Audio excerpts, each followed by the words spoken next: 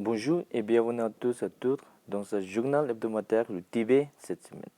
Je suis Pema Tsawang avec une nouvelle édition d'actualité sur le Tibet, sa sainteté, le Dalai Lama et l'administration centrale tibétaine. Voici les titres de cette semaine.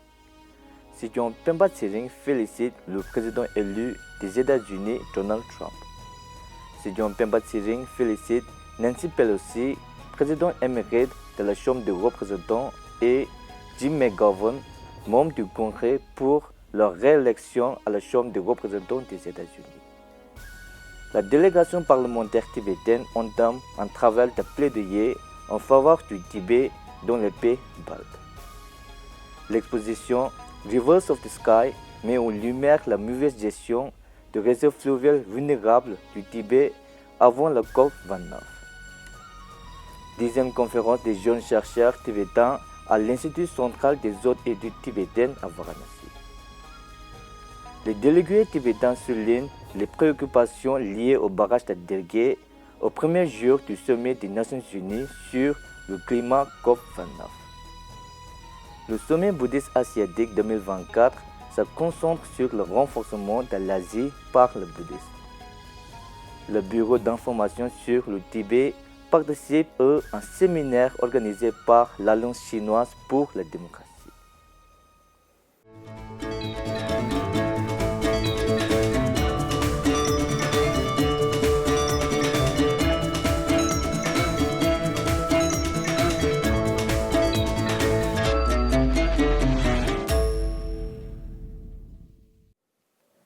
Sidyon Pemba Tsering a écrit une lettre au président élu des États-Unis, Donald Trump, pour lui exprimer ses sincères félicitations pour son élection en tant que 47e président des États-Unis au nom de l'administration centrale tibétaine et du peuple tibétain. Sidyon a souligné le rôle essentiel du leadership américain pour relever les défis mondiaux et a remercié l'Amérique pour son soutien bipartisan de longue date au Tibet. Il a exprimé l'espoir d'une collaboration continue sous la direction de Trump pour renforcer les relations entre le Tibet et les États-Unis. Sidyon Pemba Tsering a adressé ses sincères félicitations au député Jim McGovern et à la présidente émérite Nancy Pelosi pour leur réélection à la Chambre des représentants des États-Unis au nom de l'administration centrale tibétaine et du peuple tibétain. Dans ces lettres, Sidyon a souligné leur engagement inébranlable en faveur des droits de l'homme et de la démocratie et les a remerciés tout particulièrement pour leur action en faveur du Tibet. Aux membres du Congrès McGovern, Sidyon a fait l'éloge de ses efforts constants pour tenir la Chine responsable des violations des droits de l'homme et de son soutien à la liberté religieuse et à la préservation de la culture tibétaine. À la présidente émérite de la Chambre des représentants, Nancy Pelosi, il exprime sa gratitude pour les liens profonds qui l'unissent à sa sainteté le Dalai Lama et pour le rôle de premier plan qu'il a joué au Congrès en faveur des droits des Tibétains. Les deux lettres soulignent le soutien inhésitable et de ces dirigeants à la cause tibétaine et l'espoir d'une collaboration continue pour faire progresser la dignité humaine et la liberté au Tibet et dans les autres communautés opprimées dans le monde.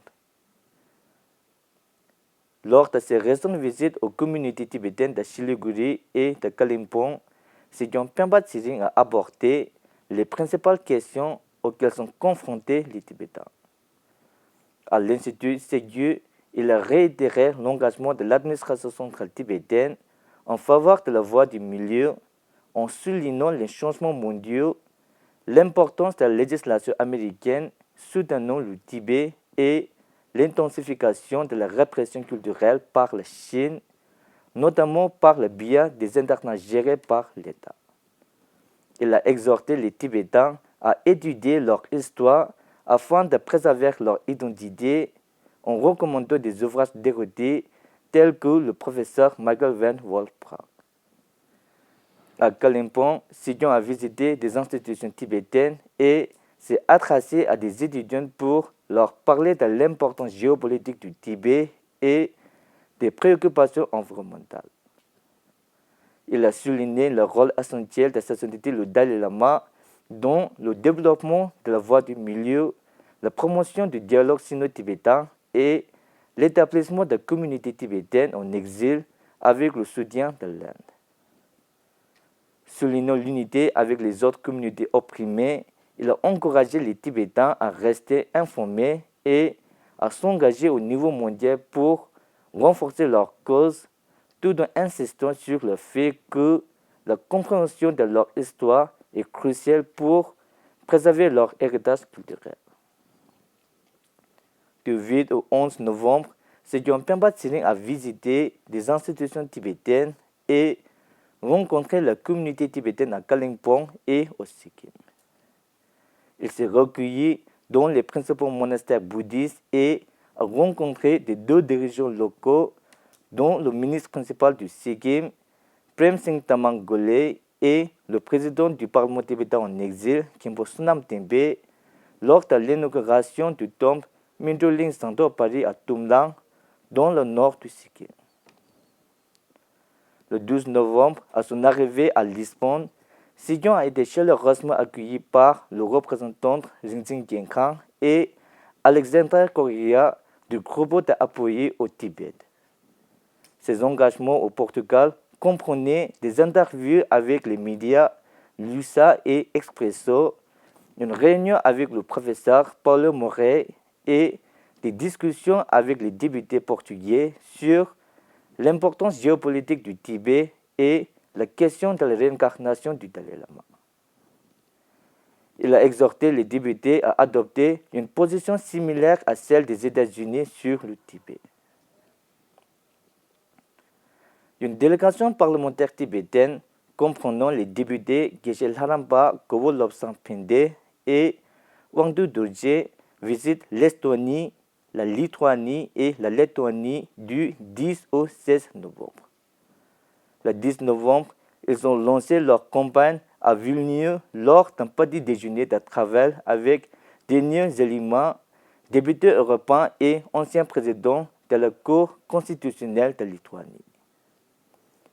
Les députés ont fait part de leur inquiétude concernant la répression par la Chine de la liberté religieuse des Tibétains et la sinisation du bouddhisme et de la culture tibétaine et ont remis à Denis Zelima une lettre d'appel du Parlement tibétain en exil. Le 12 novembre, des parlementaires tibétains ont rencontré des députés lituaniens à Vilnius, notamment des membres du groupe parlementaire pour les relations avec le Tibet. Ils ont discuté de la situation critique au Tibet et ont insisté sur la nécessité de continuer à soutenir la cause tibétaine. Kunga, secrétaire du bureau du Tibet à Londres, et des sympathisants tibétains locaux ont assisté à la réunion.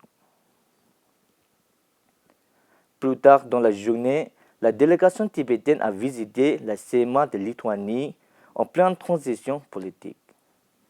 Elle a rencontré le président sortant Andrija Navikas, les députés réélus Aruna Vansakas et Matas Meltikis, ainsi que des sympathisants tibétains locaux. La délégation a discuté de la répression par le gouvernement chinois de la religion et de la culture tibétaine, ainsi que de la séparation forcée des enfants tibétains, appelant un soutien international continu. Elle a également rencontré le député européen Denis Zelima, qui s'est engagé à continuer à soutenir le Tibet au sein du Parlement européen. La visite comprenait une visite de la place du Tibet et une réception au café Uzupi avec des défenseurs locaux du Tibet. La délégation s'est ensuite rendue à Riga, en Lettonie. Le 13 novembre, les parlementaires tibétains ont poursuivi leur travail de sensibilisation en Lettonie en rencontrant le président de la Seima, Deiga Meria, et les députés Jure Willum et Alexandra Christine. La délégation a fait part de ses préoccupations concernant la détérioration de la situation au Tibet et a demandé à la communauté internationale de continuer à lui apporter son soutien. Elle a également remercié le diplomate américain Andrew Berley pour le soutien de longue date des États-Unis au Tibet. Le 8 novembre, le musée du Tibet de l'administration centrale tibétaine a inauguré son exposition temporaire Rivers of the Sky en présence de la vice-présidente de la Chambre des représentants, Thomas Tsering Teka. L'exposition met en lumière l'état critique des rivers asiatiques au Tibet, menacés par le changement climatique, la dégradation de l'environnement et la mauvaise gestion de l'eau et appelle à une action internationale avant la COP29.